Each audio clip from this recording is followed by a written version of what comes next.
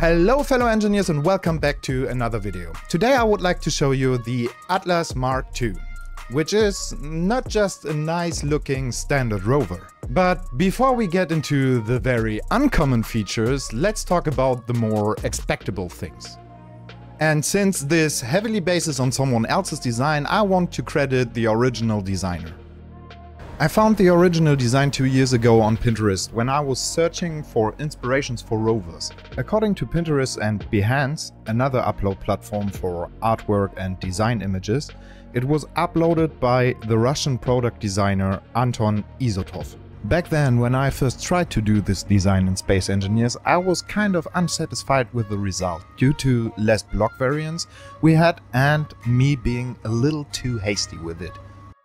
But other than expected, you folks liked it enough to give it a combined 26,000 downloads on Steam and Mod.io. And it even made it into some videos of some other content creators. Why doesn't this one move? Well, that's just Commission of Gamers. They are like the crash kits of sandbox gaming. So I think there's no deeper meaning in that. What does mean something is re-uploads of blueprints. For the original designers of blueprints, re-uploads are an appreciation and a big annoyance at the same time. It is an appreciation because if people want to copy your stuff, it must be good. But it's also annoying because 2 weeks ago this video appeared. And I thought, whoa, nice, another review of one of my builds. But Luca, the YouTuber who made this video, unknowingly got the blueprint from a re-upload and gave credit to the wrong person. Now some of you might say, hey Kelevra, that's pretty petty of you. Who cares? And yeah, the question seems understandable, but let me answer. The people who put tens of thousands of hours into a workshop and maybe a small YouTube channel to provide you content and blueprints for free. They care. But Kelevra, don't you earn money from your YouTube channel? Well, if you think that's a good excuse for re-uploads, you got me. Actually, I am one of the very few lucky creators who are able to cover their extra energy costs from their PC with their very little AdSense income. Well, I don't want to seem cynical because from my experience, the Space Engineers community is one of the most pleasant and fair play of all. And I'm pretty sure these brazen little re-uploaders are an absolute minority. So this statement is meant as a reminder to keep things fair. And maybe not for me in the first place, but at least for the majority of blueprint creators who sit in front of their budget PCs and using all their free time to provide you some nice content for just some little appreciation in their comment sections in return. They do this as a passion alone and they do not even get 20 bucks from Google AdSense after 2 weeks of work for a combined blueprint and video project. Luca, by the way, instantly showed some understanding for the situation and made a correction in the video description and a pinned comment. And I came to the idea, why not remaking this thing, but completely overkill?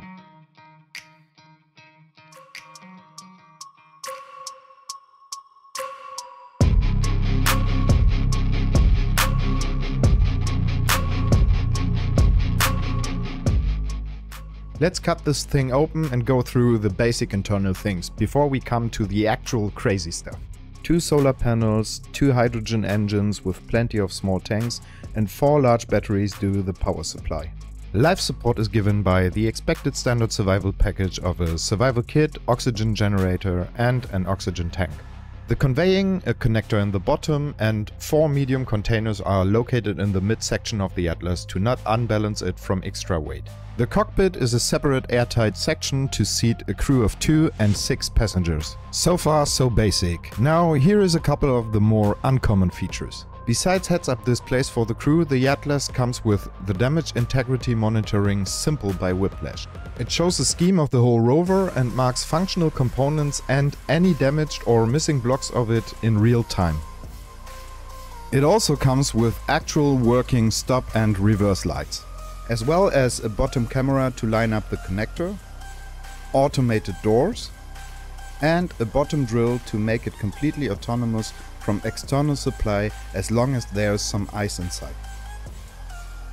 But This is by far not all about it. Active weight, curve and off-road adaptive suspension without using a complex custom subgrid solution. Or what I call it, the Milton protection. Going downhill, going downhill! Milton, no! Milton! No! Wait. Oh, God. What? No, God, no. Oh no, you're not, no! Oh, come on! Okay, now we have problems. I won't drive anymore. Yeah, you won't because your rover is overhead. Joking aside, the Atlas Mark II is bigger and twice as heavy as the Mark I, but also even one block narrower, which in its key function, stable driving, makes the Mark II worse than the Mark I. So while the Mark I is capable of handling almost 40 degrees of tilt without rolling over, the Mark II without its adaptive suspension system fails the task. Now here's the solution. The rear of the rover contains a subgrid pendulum of just 3 blocks and 2 pairs of sensors. Depending on the speed of the rover, the sensors are turned on and off by a pair of event controllers. At speeds of less than 15 meters per second, the sensors for off-road adaptation are activated. If faster than 20 meters per second, the curve adaptive sensors are turned on. Now, when the pendulum moves from tilt or the g-forces of curves at high speeds, it triggers the sensors.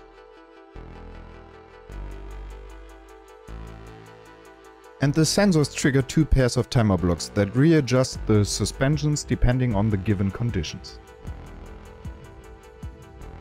Now in this scene you can see the system lifting up the suspensions on the outside of the curve to work against the g-forces pressing the rover's weight on it. And the Mark II now passes the tilt test too. But making it tolerate some more degrees of tilt alone doesn't really make it safer.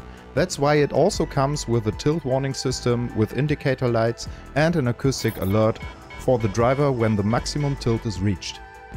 So the last thing to cover for today is the weight adaptive part. And that's pretty simple. It is just another event controller that checks the use of the cargo capacity and depending on that increases or decreases the suspension strength. Now let me have one short disclaimer. Rovers, especially large and heavy rovers with cargo capacity, are not meant to go everywhere. This here is an experimental vehicle, which means it is supposed to test features that improve it, not to be indestructible. And it is supposed to come in new variants later. Speaking of these variants, this is the one you will find in the Steam workshop now. It is quite the same what you have seen in this video, just with some more details and additional cages for the first time when you overestimate either the rover or your driving skills. You will find the link in the description below this video. Quite the same as the link to the Kelevra engineering Discord server. And the best option to support this small but constantly growing channel, by subscribing to it. It's free of any charge. But apart from this, I want to thank my community and all my supporters for a great year 2023. And some special thanks to the channel members and UFG faction who played the livestream series with me. And last but not least, HelsingerComputers.store. The new gear was the greatest improvement this year. So everyone, have a happy new year 2024 and I hope to see you again next year to head for the next 5,000 subscribers. Thanks for watching. See you next time. Bye.